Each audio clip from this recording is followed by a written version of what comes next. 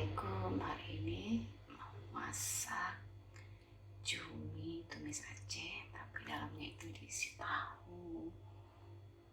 Ya, bahan-bahannya adalah cumi, ini 1 kilo lebih kurang.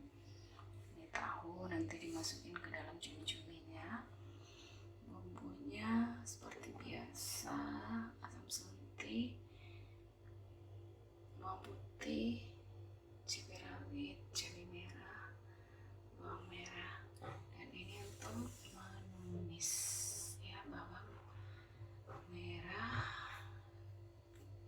daun temurui dan daun pandan. Ini lidi untuk cucukin di cumi yang udah diisi.